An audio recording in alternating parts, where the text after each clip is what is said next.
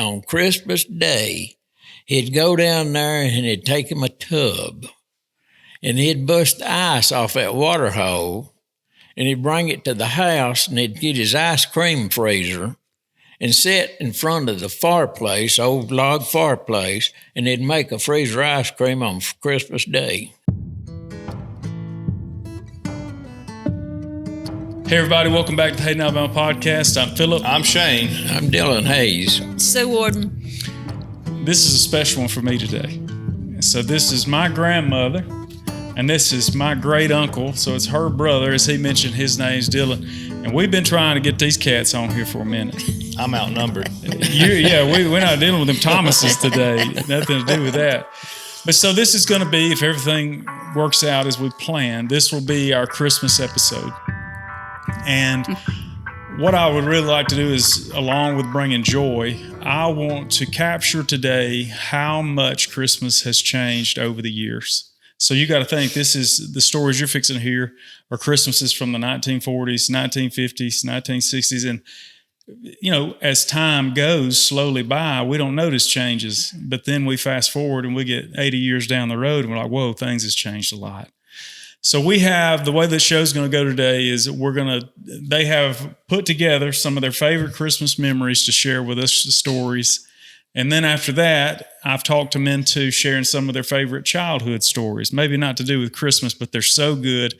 And I just long to hear them. So without further ado, Uncle Dillon's going to kick us off. He's got his first Christmas story for us. When we was just kids, we had a big old walnut tree at the end of the house, and all the walnuts fell off. My dad took some tin and spread it out and made a little frame around it, and we'd have to pick up them walnuts and pile them in that bin and stomp the hulls off of them. Well, at the end of the season before Christmas, Dad would take all of those walnuts to town, and he'd swap them for pecans, English walnuts, and cashew nuts.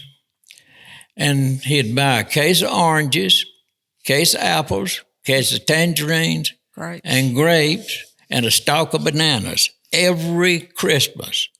And when we got through with those oranges and grapes and stuff, and that was it to the next year. Now, we had apple trees that we could get June apple into early season, and my uncle had an apple orchard. We get apples from that. But anyway, that was our Christmas to start with. But when I was small, only really two toys that I can really call that I got for Christmas. One year I got a little tricycle, wind-up tricycle with this little metal man on it. And when you wind him up, you turn him loose, and here you go across the floor, just a little old feet just to go in it on them pedals. But that was one of my Christmases that I really remember, and I was small. And that's all we got for Christmas, or I got. Then another year, I got a basketball. And that's 2 years that I really remember getting any toys whatsoever. Now, we probably got clothes that I can't recall, but we went over to my grandmother's and granddaddy's loves usually every Christmas, and we usually go over and stay all night before Christmas. So really, Christmas has changed. What does kids get nowadays, and what can they remember getting? They get so much they can't think of it. Can't think of it. So really, our Christmas was really short because we didn't have a lot of money to buy nothing with. So now I got a question before Mama tells hers. You said that Papa Hayes, which would be my great-grandfather, right, your daddy, he took them to town. What right, town did he take them Birmingham. to? Took them to Birmingham. And now that wasn't, what year are we in right now, you think, roughly? Roughly, that was 45, 46 in that neighborhood. Now, how did he get to Birmingham? He had his truck. Well, he bought an old truck from Mr. Alfred Marks, and it was a 46 model. That's brand new. But anyway, after it was, the truck was kind of old. I remember when it was 46 when they bought it anyway. But later on, my granddaddy and my dad built a no-stake body for it because the bed was rusted out. But then later on, my dad bought a brand new 49 Chevrolet pickup. It had the windows in the corner of the cab. And it was red and a gas heater. And it had to light the heater because it's gas. It didn't have a water heater. You had to light the heater in the truck. Right. And it'd nearly make you sick every time. I can imagine carbon monoxide poison was That's real. I'd get sick in that carbon thing. dioxide poison. What kind of fuel did it use to burn the heater in the truck? That's foreign to me. Gasoline. Really, I don't remember, but it was gas. That's all I can remember because I was small. I guess it's better than being cold. That is dangerous, buddy. Well, I got questions about the stomping walnuts. Okay. Now, if y'all's mom was anything like my mama, she couldn't stand Walmart feet. And if you stomp black walnuts, you had to have Walmart feet. Well, we had the old Brogan shoes on to stomp the hull. Oh, so you wasn't doing it barefooted. No. You couldn't stomp, you had to hold them with your hands. You Yeah. had To get Walmart hands Yes, then. you did. But after you got them stomped with the hull to dry, and you just peel that off, and that walnut had to be clean before you put it in a burlap sack, and Dad sack them all up and take them to town. When we were kids, my mama, we wouldn't wear tennis shoes. So we was always barefooted. My mama would Clorox our feet with a toothbrush, and that's how bad they would be. Right. So I imagine y'all had to do something similar to get that black walnut off your hands. I tell you what, back when I was a kid, I had a ringworm on my hand. My dad knocked a black walnut off, and he cut it in two with his knife, and he rubbed that black walnut on my hand. It turned it green, and the ringworm went away. Ringworm decided he didn't want to hang around that black walnut. That's right. it went away. Right. That cured it. Right. Well, there's a little something. There's for a you. nugget for you. Y'all can, that was free. Y'all can have that and take that with you in case any of you's got the ringworm. Survival advice right there. Right. But go ahead and tell what you got on Christmas. Well, when I got my Christmas, I got a doll. And then the next time I got the second Christmas I can remember is I got a doll bed, and then I had to go over to my grandmother's and stay all night, so she gave me a doll to put in my doll bed for Christmas that night. But I was going to stay up and catch Santa Claus going under the Christmas tree. But Daddy had built this big old fire in our big old fireplace. And I got so warm till I went to sleep, and I missed Santa Claus, and I woke up the next morning, and I had to go to the Christmas tree to find my little doll bed. Where were you at when did they move you to the bed? Daddy probably picked me up and put me in the bed because I was going to find out what Santa Claus looked like and what he put on that tree. And you didn't make it. I did not make it. Well, if you stay awake, Santa Claus ain't coming anyway. That's what I hear. But that's what my daddy would tell me. I'm going to stay awake anyway. Yes, I was going to. But I got so warm till I just dropped off to sleep. Man, Slumber I tried it finally once. beat. There wasn't much presents to be got when we was a kid. No. It was very slim. You might got some kind of clothes that we don't remember, but for toys, they come very few. You're talking about one a year. I mean, Yes. that's what y'all Yes. both described. Yes. Right, one a year. As well as shoes. One pair a year. Right. And Mother would go down there to Henry Standridge, Helmer and Henry. They had the old store down there at the railroad.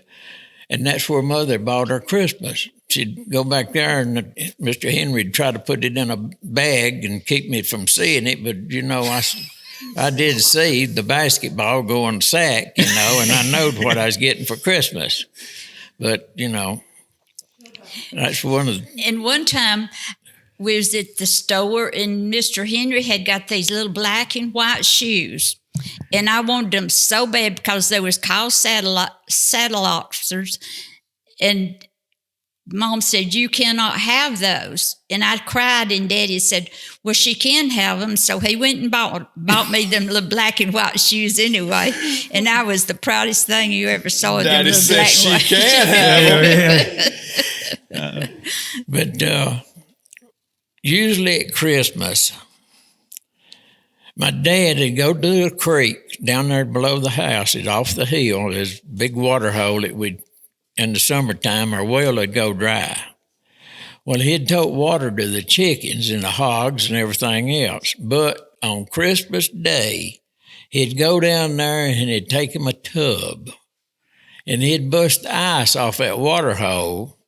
And he'd bring it to the house, and he'd get his ice cream freezer and sit in front of the fireplace, old log fireplace, and he'd make a freezer ice cream on Christmas Day when we was at home. And he loved ice cream, and so did Dillon and I. So he was using what God was giving him, which was ice, because it was cold. Right. And Right. put a little salt in there and go ahead and make you some ice cream. Right. He had that old And crank. we'd eat a whole gallon. He'd crank I that old bet you would. I mean, sit it ain't like you getting it all the time. Sit in front of the fire and crank that old hand freezer till he made the ice cream. I eat a whole gallon, and I can go down to the Dollar General and get Now, was it vanilla or? Yes, Yeah. it was vanilla ice cream. Yeah. I mean, bet I remember that's Papa fine. Hazy Because we had the cow, we had the milk, we had the chickens, we had the eggs. had everything you need, and God So, will forgive you a little ice. If we was at home, not being over Mama Love and Dad Loves, he would go down there and get that ice off the branch and bring it to the house in a tub, wash tub, and he'd make his ice cream in front of the fire. That's good stuff. And on the Christmas, we'd go spend the weekend then with Mama Love and Daddy Love, and all the family would come in, and they'd all bring lunch and cakes and stuff. And if there was 15 cakes there, my dad had a piece of every cake.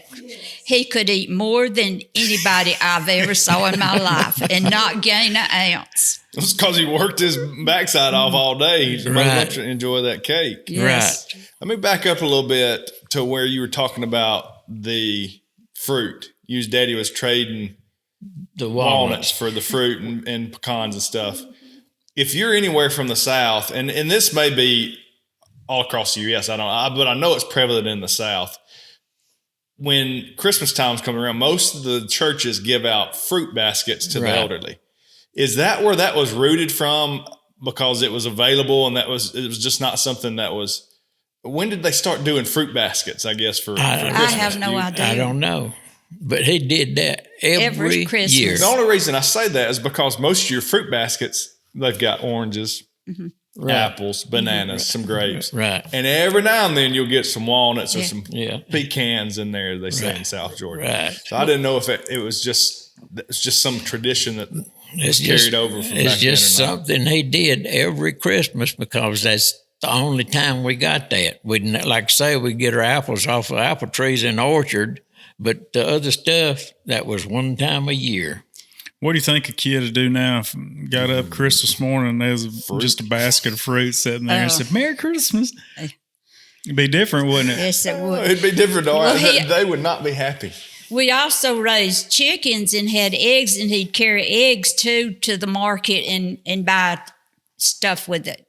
And He'd swap it. when no hens had quit laying, when they'd go to molting, he used the Red Island Red. He didn't use the white chickens. He used the red ones. And they had the brown eggs. They'd buy them hens up because they're big and fat, and they could sell them real quick, instead of a little skinny Chickens. white chicken. Now the chickens, you said they go to molting. They better be laying eggs, or they turn into Christmas dinner. won't they? Right, Yes. exactly. When they start molding, Chicken they and quit dressing. laying eggs. We had one molt the other day, but Bethany thought something had got in the pen and tried to eat her alive. Oh. They look rough when they molt, boy. I mean, they Right. lose all them feathers and they look like something's eat them up, Well, Dad'd really throw the feed to them, fatten them up all he could, and crate them up, and to town they'd go. Yeah, Dillon and that was what we had to do of an evening. We had to gather the eggs, and a lot of times we'd go together and pick up the eggs, and there'd be big old chicken snakes in there, and we'd start screaming, and our mother come running with a hoe and kill the snakes, and then we'd have to go to the bottom of the hill to the water hole and tote water up and fill up their troughs for the next day. Right. It always cracked me up when my grandmother had chickens too. And I was a kid, and I never figured out what in the world are the chicken snakes just hanging out in there for. Well, the reason was because they'd ate so many eggs, they couldn't get back out the chicken wire. Right. So they had to wait till they processed the eggs to Right. get out of the chicken wire. Right. So you find them in there. Is that where you got your talent for killing snakes? Yes. I'm here to tell you, y'all are blessed. This lady right here is the finest snake killer I've ever did see. She can do it. I mean, she can do it. If she ever gets mad at you and she grabs a hoe, You you better better go running. on, because I've seen a lot of snakes lose their lives that way. My wife, Barbara, she'd always scream, and I'd have to run kill the snake because she'd scream and go the other way wide open. Why? Fast as she could go. Right, right. Now you mentioned family. I want to spend just a minute here, because you said when y'all got together for Christmas with your family, did everybody come? Yes. We'd go to my grandmother's, and we'd usually we'd walk from our house to the river. And if it rained, Daddy had a boat, and he had it locked to a tree where nobody would steal it. So we'd get in that boat, we'd go across the river, and he'd lock it up over on the other side of the river to a tree. And we'd go up to Mama Love's, and we would have lunch. They'd usually bring lunch with them because they were all married by then. And we'd sit down and have our meals. Me and Sue was the oldest grandkids. So it was on up in the years before the others started having children. Mm-hmm. So we'd go over there and stay all night, and we'd be the only grandchildren over there for several years. Yeah.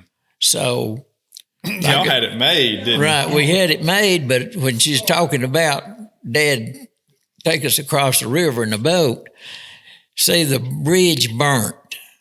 And then after that burnt, right below it, they started the Vaughan Bridge. And the Vaughan Bridge stayed there till several years ago till they built the tall Blaylock Bridge. There've been 3 bridges there in my lifetime. But the first one did burn. That's the reason we'd have to cross the river in the boat.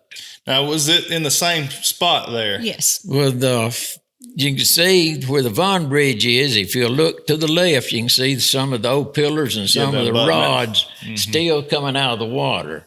But then, like I say, I don't know what kind of sign Vaughan Bridge left when they tore it down. But then, the Blaylock Bridge is way up high now. It never did get over, because I can remember when we was kids, Dad would go down there with a truck, and the water would be running across the bridge in the middle and be sloshing up through the cracks of the planks. Mother would not ride across the bridge in the truck. She'd get us kids out. Daddy'd go across and park the truck and walk back and lead us across with Mother. With the water running across the bridge. And they would be planks out of the bridge, and the water would be jumping up through it, too. So you have to jump over those. Daddy would carry us around that, and he had big, long legs, and he could step across it, and he walked back to the truck. And for folks that don't know, Blount County is known for their covered bridge, their wooden bridges. Right. Mm-hmm. And so there used to be numerous wooden bridges around here. We've got, if you're going anywhere through Blount County, you've got to cross the Locust Fork or the Mulberry, one of the two. So there was plenty of wooden bridges, so they had to cross those wooden bridges. And I could see why your mama wouldn't want to cross in the truck. But no doubt. She had a fit. But later on in the years, they put runners across the bridge that you drive on those runners, instead of just the raw planks. The planks. Right. But there's still holes come up in there where you still get over the bridge. Right, the it still would. run over. And because it was real low. Yeah. You would never think that the river could get high enough to get up to the Blaylock Bridge now, because it's really tall. Oh, no, I don't people think from so. out around. I mean, it is way above the river. I've heard tell, and my uncle seen it. He put a tape measure, and it was 3 foot Yeah. below it. That's exactly what that's probably the same year, because Papa Hayes took Mama and I down there. He said, I've never seen it this tall. We went down there and walked across the bridge, and it was just right below. That's probably 40 feet. It was unbelievable to see that much water rolling through that holler right there. The power of water is unbelievable. Mm-hmm. Are you in trouble? Well, we hope you're not. But just in case you are, we know a good lawyer. Whitney Island here in Hayden, Alabama has law services. Or maybe if you're not from Hayden, I'm sure she'd be happy to hear from you. So check her out at islandlaw.com. We appreciate Whitney and her sponsoring the show. Well, Uncle Dillon, tell me another one of those Christmas stories. Okay, when we was kids, Mother'd have to have a Christmas tree. Oh, it'd have to be just as thick as it could be because she wouldn't have them little thin ones that you could see through. So we'd walk the woods over because when you got in the heavy woods, the thinner the tree would get it. If you got out in the edge of the field or something other and found a Christmas tree, it'd usually be thicker.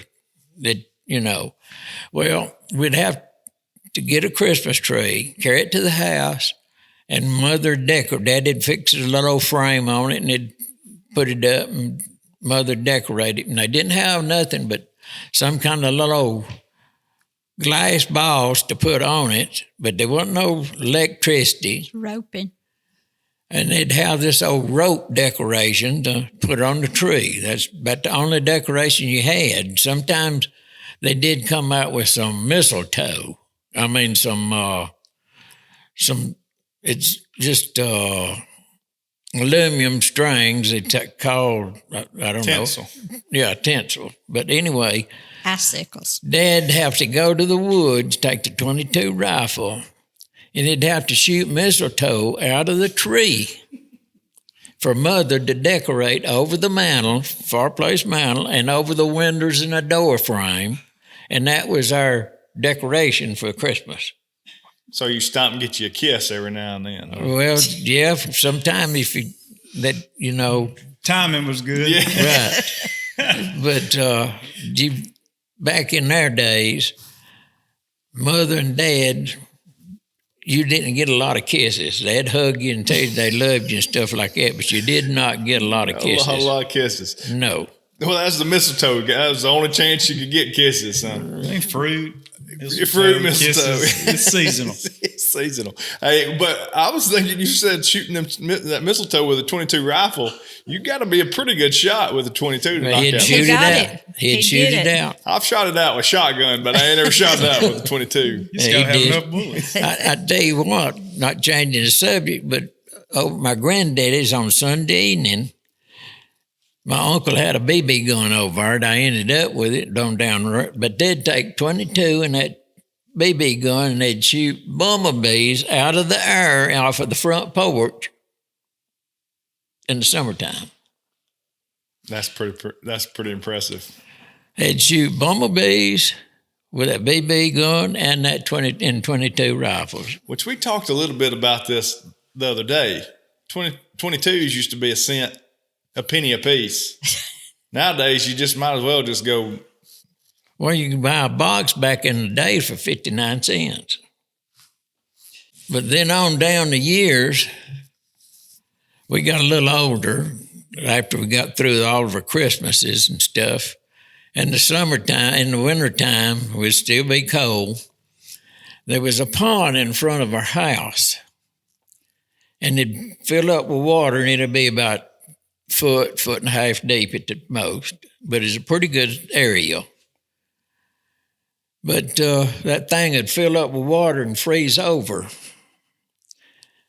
And the oil come in oil cans back in that day and time.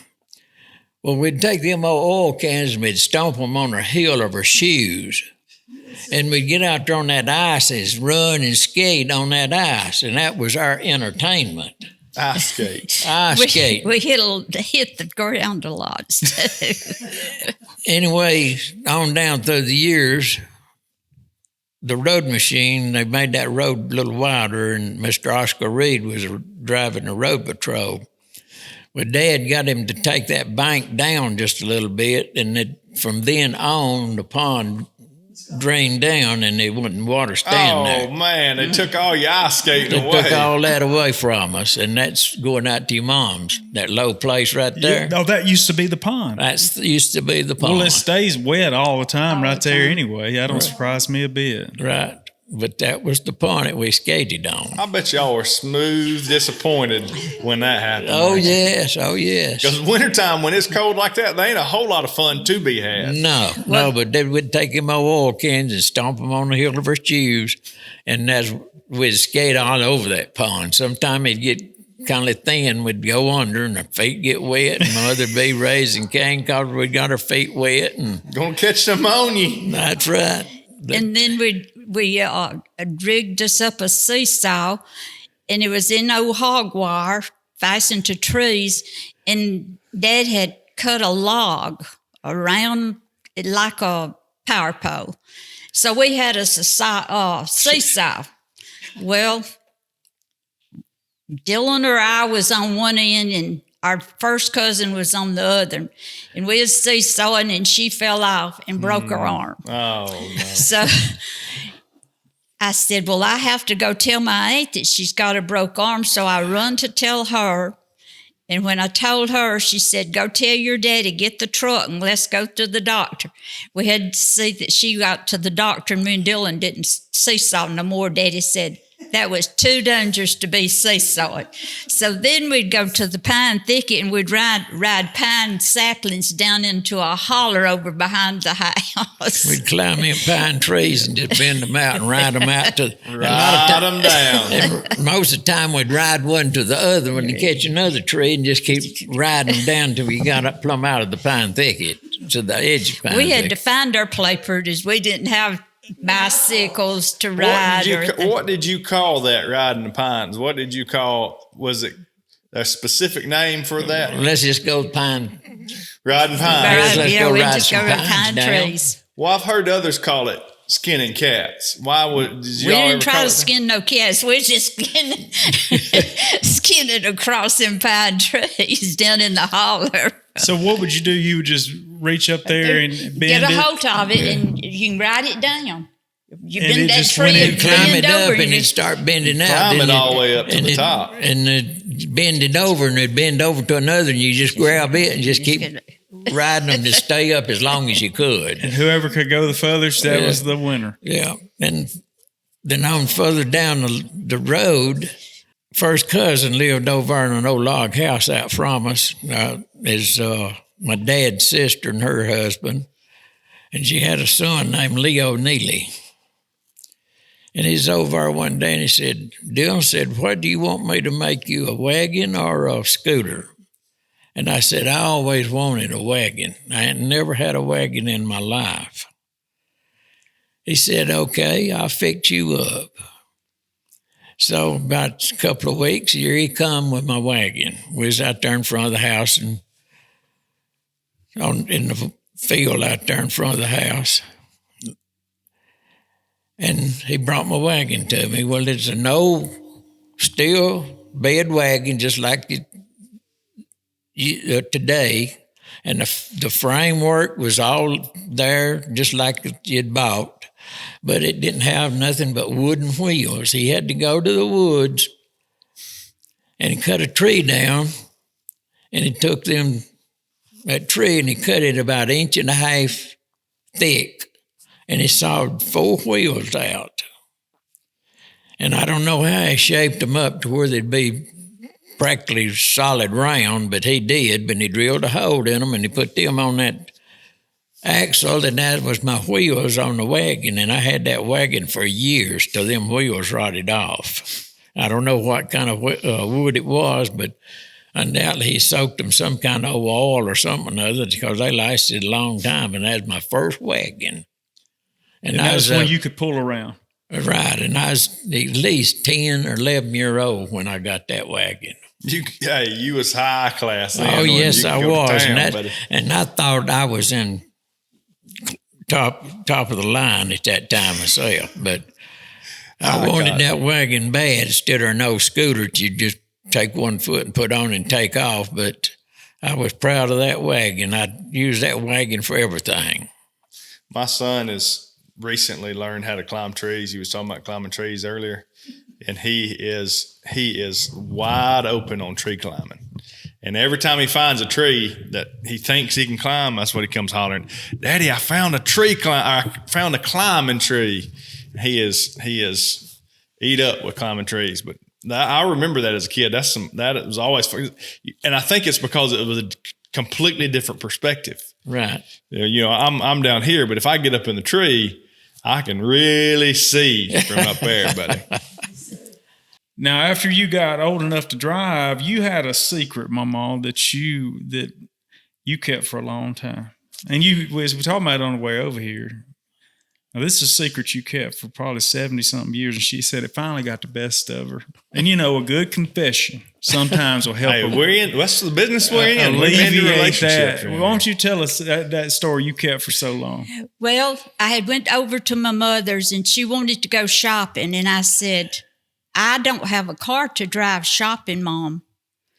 "Yes, we got a car."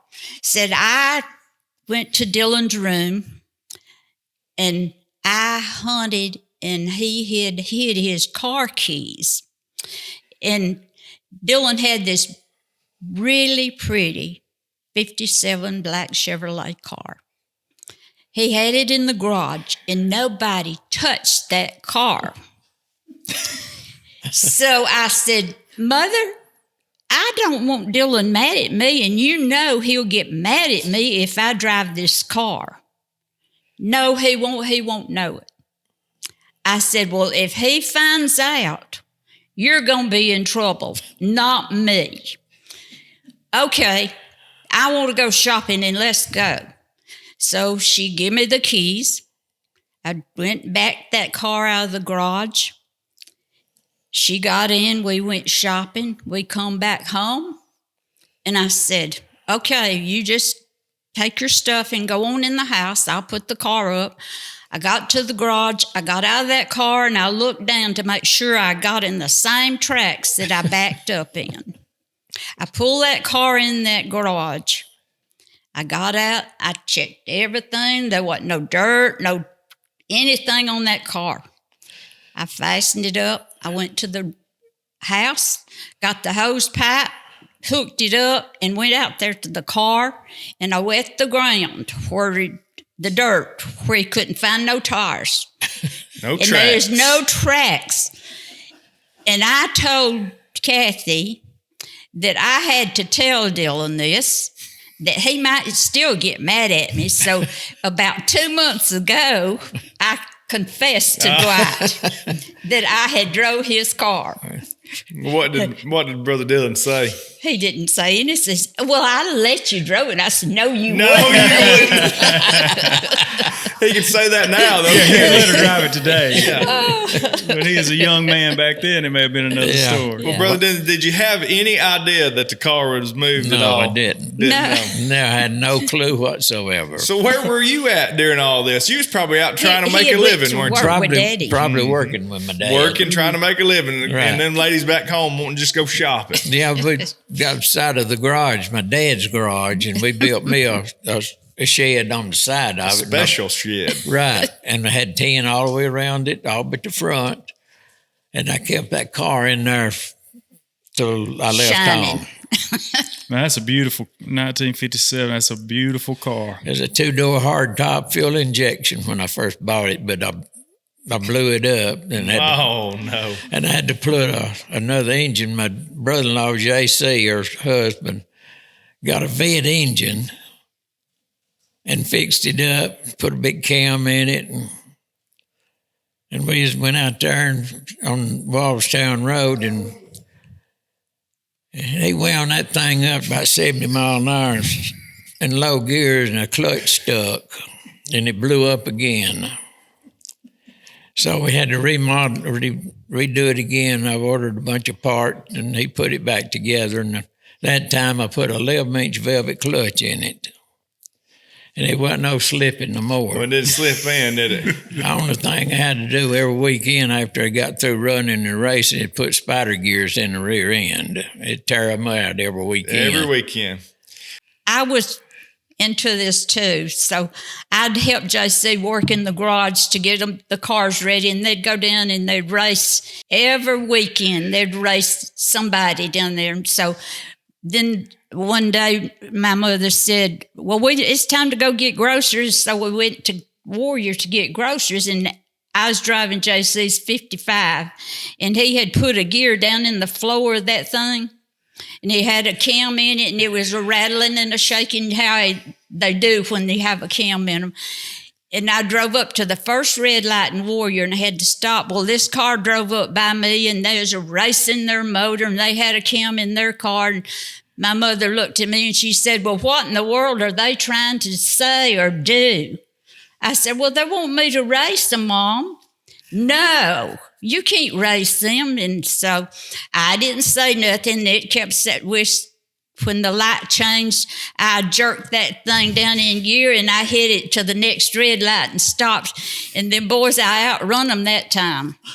And so they come up by me again. They wanted to race again. And I said, no, I'm going to get groceries. So I just went on to get groceries. We ain't got time for that. And Mom almost said, don't you race them. Don't you race them. I'll tell JC. So that night, after we got home that evening, I put my groceries up, and JC come in from work, and here come Mom over there. Told Something to tell you. Told JC that I was racing in Warrior. And I said, but Mom, I just drove down to the red light and stopped. And JC said, Sue, who was it? And I said, I don't know their names, but I've heard saw them before. And he said, well, I can tell you, I beat them at the racetrack the other night. Said they knew my car, and that's why they raced you. And Sue, you beat them today. They got them again. and Mama just she could not stand it because JC just died laughing. He wasn't upset. He was proud of you. Yeah. That's my girl right there. Well, I thought maybe you had learned that from JC, sounding like he was trying to blow the soot out of Dillon's vehicle over in there. Now, Uncle Dillon, you used to race out here on the road, did you? Yeah. Every Friday afternoon, come in. We'd come out here to the Mr. Fells' store. Had a drive-in theater out here. Well, a bunch of boys would meet out there and usually go out there and somebody'd want to race. And first thing we'd done was throw a spare tire out in our toolbox, get out there and kick our lake pipes caps off, open them up, pull out there, and we'd go up there to the church road and turn, and there'd be somebody right there to flag us off. And there'd be somebody out, Miss Ellen Colwell's out there with a flashlight at night. And if anything was a-coming, they'd signal to that flashlight where it'd be, to not run.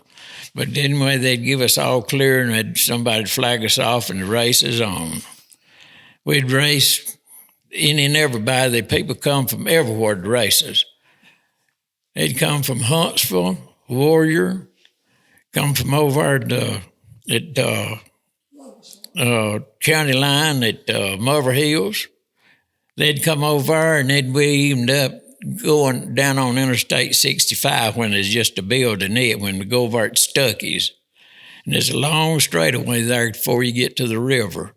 And we'd race there, had a quarter of a mile marked off, and nobody couldn't come from the other way because the bridge was out. They were building the bridge over there because the cop couldn't come that way. And we had a nice drag strip right there in Blount County. Now, was this before or after Tom Colwell had passed away? It was after. No. It's before. It before. Now, did he ever have anything to say to you? No. No, he didn't bother you at all? No, never did. Mr. Fells would get up in his drawer tail and watch us out the window. He couldn't stand it. He was wanting to get out there and help, wasn't he? But he he didn't like me to come out there and sling gravels, you know. He didn't want Barb Ruth to go with me because I was wild, too wild. Now, okay, so we're talking about Mr. Fales now, and Brother didn't mention that was his future father-in-law, right? Future father-in-law, that's Barbara, my wife's dad, who had the drive-in, but he'd get up in his drawer tail and watch us race out there, and he couldn't stand it because he loved it. He said he loved it. Mama Fale wouldn't let him come out, or is he just decided he done got too old for it? Well, he'd just stay in there and peep out the window. He might have thought he'd saving a little bit of money if he's just stay in there. He spent too much money out there racing. Right. Well, it sounds like that's what you did, spent money every weekend rebuilding something. I did, rebuilding the car and getting it ready for the next week. Well, and you're talking about folks coming from all over to race. It ain't like it is now to where you can put a post on the internet and get that information out quick. Mm-mm. This had to be something that was continuous and also consistent for them to say, they're going to be racing down here. We're going to go find them this weekend. The word would get out that so-and-so, Gary Armstrong had a white 57 Chevrolet. It come from Daytona Beach, Florida. It was fixed up to ruin. But anyway, he had a white 57. I had a black 57. Pat Holt had a black 57. And Jackie Armstrong had a 58 Ford Interceptor, but he wasn't in our class. Massey kept trying to fix it to where he'd stay with us, but he couldn't. But then JC, my brother-in-law, he had a 55. And he had it fixed up. Anyway, I was running 2 Fords and a big cam, had the short skirt pistons in it. It sat there and rattled like a diesel. Mm. But when you dropped your foot off of it, she was gone. But we had some cars that trot on down the road. Like I say, they'd come from Huntsville, Warrior, Trafford, County Line, over that way. It thought they had fast cars, but we'd put them in the shade. And every weekend, somebody blow up one, and they'd bring it to the house and put it in the little shed. And go to working. JC had this big old pot of stuff that he washed them in, and so he'd lay the parts out and said, "Now, Sue, you wash them and have them ready to go when I come home from work, where I can put them in the car. Have them cleaned up." And so I'd always do that, and he'd go down there and sit in the garage or fix them up every week. Somebody had one blowed up. I hate to say it, we outrun the highway patrol. Mm-hmm. Well, you ain't got to hate to say it. I mean, they probably ain't around to hear it anymore. So. But there's no good. Up there at Cleveland, I outrun them from there to Hayden, and they weren't used to that. No, they didn't know. And we had a place up there at Cleveland, it's called Shamrock. From Shamrock, well, it's Texaco, not Texaco, but it's Sidco up there now. Right above it is a little cafe called Shamrock. And we had a place marked off at Shamrock all the way down to where the road to go over to the river. There's a service station on each side, and it's K-Row. K-Row on one side and K-Row on the other side, and they had big old tall towers with circles around, kind of like a peppermint candy stick. But anyway, that was our 40-mile mark. And then boys from Bluentsville, that some of them was big Alabama football players. Their dad was had a lot of money, the doctors up there. Then they had them roadsters and stuff. And, of course, on a roll-off, the roadsters beat me, but if I'm dead stop, I could take them. But we had a place up there. We'd done a lot of racing, too, but good thing we didn't get caught. I mean, it wasn't all that much traffic sometimes. We get up there at Cleveland, Doniana, be Jackie Armstrong, Pat Holt, myself, and a bunch more. Spooky Dutton had a 57 Chevrolet. We started up there around the clock, And we'd come all the way from Aniana to Sugar Creek, most of the time with our lights off. Running across Rosy Stretch from Aniana without any lights. Goodness gracious. And we'd have them pegged out. We'd have them Racing the whole way. Huh? Racing the whole way. Really? We'd have the peg out. It'd be 120, just all they'd be registered. It'd pay pegged out. That's all it registered. I mean, race all the way to Sugar Creek. It's a wonder we hadn't got killed, but we didn't. Nobody got wrecked. Nobody got hurt. Well, you didn't have to worry about the roundabout at that time, though, Brother Dillon. You just keep on going. Right. Roundabout to slow you down nowadays. Would you have somebody riding with you, or would y'all be solo in the cars? Well, it'd be sometime maybe one with you, but most of the time solo. Well, we've talked about racing, and that's another time and another place. So much fun. It's hard to wrap my brain around it. Can't do it no more. But I loved hearing about it. Well, before we tie everything up tonight, there's some old stories that Papa's used to tell me and that y'all live that I just want to get. But as we're closing, you've got one, and Uncle Dylan's got one. So, Mama, tell us one of those old ones. Well, we was over at Mama Love's, and her brothers, one of them was a monkey, but he was pulling pranks on everybody. Every time he was a funny person. And we was all sitting around the fire. So my aunt was a scaredy cat.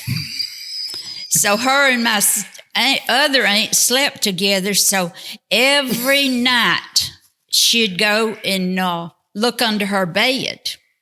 Well, my uncle come in there and told everybody, said, I'm going to put me an old black coat on and cover my head, and I'm going to get under that bed. So we all kept talking and laughing and by the fireplace. And so she come through and she said, well, I think I'm going to bed. I'm getting sleepy. And my other aunt said, well, I'm not going to bed right now. She said, well, okay, I want to borrow this lamp just for a little bit and go to my room and back. So she carried the lamp, she set it down on the table, and she got down on her knees to look under the bed, and my uncle was under there, and she come out a screaming like something was after her, and everybody started laughing and said, what's wrong? And she said, there's somebody under my bed, y'all got to get him out. And so Daddy said, oh, that's just your brother. And she said, that's not my brother. And Daddy said, yes, it is. So my uncle come crawling out and just dying of laughing. And my aunt was so mad she was going to beat him up. And so my uncle said, he held her and he just kept laughing at her. And she just started to bawling. And she said, well, I'm going to bed. And she went and got in the bed, and we didn't hear anything else out of her that night. Lucky she didn't have a heart attack. You got that right. Looking under that bed every night. Luckily, she didn't burn the house down. She's liable to throw that oil lamp underneath it. Kerosene, boy. One time in school, my dad and them was studying about animals going in buildings when it come up a bad lightning cloud. Mr. Faulkner said, I don't believe people that's got animals, horses and stuff nowadays that go in a building other than a barn to get out of the weather. My dad said, I got one that'd go in. They said, oh, no, I don't believe it. So next day, my dad just went out there and got his old mule out of the barn. He's still going to school, still at home. And he rode the old mule to school, and he went down there and he got off the old mule there in front of the doorsteps. This is the old school. It's still standing down there now. He got off and went up there and propped the doors back and got off the old mule and led him up the steps, and on in the hall they went. Down the hall they went. They used to keep the floors oiled, with the tongued and grooved flooring, but they kept it oiled to keep the dust down. And that old mule had shoes on, and down the hall my dad went with him, and they got down there to the corner to turn to the right, and those shoes wouldn't dig into the floor, and that oil He just plowed into the wall, old mule did. Well, he went on down through there to the right. Before he go down in the basement, Dad turned around and that old mule started pooping. He pooped way back up through there, piece, and on out went. My dad just got on the old mule in the house. He come because it just showed him the mule would go in the school in the building. So the next day, my dad had to go up and see Mr. Russell. He is a little mayor up above the railroad. That his name was Russell. I forget his name now, but anyway, they told my dad, said, "We're gonna have to fine you for messing up the school." Dad said, "Well, Mr. Farmer said he didn't believe a mule would go in a school in the building." He said it ain't a coming a cloud, but the mule still went in there. He said, "We're going to have to fine you. You're going to have to pay us $5 for the fee." My dad said, "I want a receipt if you're going to charge me $5. And my dad said, "I'm going to have to go get the money somewhere." So I don't know where my dad borrowed the money, but he borrowed $5 to pay the fine. Well, about a week and a half later, they wanted my dad's receipt. And they said, "Nope, you ain't getting a receipt." And they was going to send him off to prison for messing up the school and damaging the school and destroying school property and, public property in that school, But he wouldn't give him a receipt, so he got out of that. But he did ride the mule in the schoolhouse. I believe I've never once doubted knowing that man that he did it. I know. You weren't going to tell him he wasn't going to do something. Because he'd do it. And he was determined. Oh, absolutely. And he was strong. He was a strong man. So he kept the receipt from the bet. Right. So they wrote it down. "I bet you can't." He said, "I bet I can." Here's. See, Mr. Faulkner bet him, and his mother went down and talked to Mr. Russell and said, "My son is underage. He couldn't be betting him that." It was a mess. But the bottom line is, Daddy kept he the won receipt. that bet. Daddy kept He'd the have won receipt. it. He did win it. Or he did win it, but he did it with the school principal. Right. So there's a whole It's a mess. The principal shouldn't have bet him. It's Blount County, Hayden, Alabama at its finest. But it was an official bet. Like Yes, it wasn't just. yes. My dad said in the book, science book, though, two horses had their neck crossed, a white one and a black one. And there's studying them and they're talking about animals going in shelter in a bad storm, and that's when the bet come up. Well, we've had a lot of fun today. Reliving some old memories, boy, good times, starting with Christmas and coming back. And I'm going to bring it back full circle real quick. Since this will be the Christmas episode, it probably should be coming out on Christmas Eve night. So I'm going to read a little bit of the Christmas story. Go ahead. And then we're going to tie it all up and tell everybody Merry Christmas. So in the book of Matthew, starting at verse 18 in the first chapter, it says, "This is how Jesus the Messiah was born. His mother, Mary, was engaged to be married to Joseph, but before the marriage took place, while she was still a virgin, she became pregnant through the power of the Holy Spirit. Joseph, her fiancé, was a good man and did not want to disgrace her publicly, so he decided to break the engagement quietly. As he considered this, an angel of the Lord appeared to him in a dream and said, 'Joseph, son of David,' the angel said, 'do not be afraid to take Mary as your wife, for the child within her was conceived by the Holy Spirit, and she will have a son, and you are to name him Jesus, for he will save his people from their sins.' All of this occurred to fulfill the Lord's message through his prophet. 'Look, the virgin will conceive a child, she will give birth to a son, and they will call him Emmanuel,' which means God with us.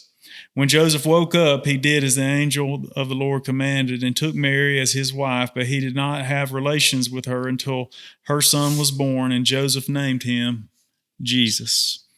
And so Jesus did indeed save the world from their sins, and through what the Bible tells us is as long as we believe and confess him as Lord, that we will be forgiven. And so that's how we still do it today. And that's what we celebrate at Christmas, the virgin birth of Jesus Christ, who went on to be our sinless sacrifice.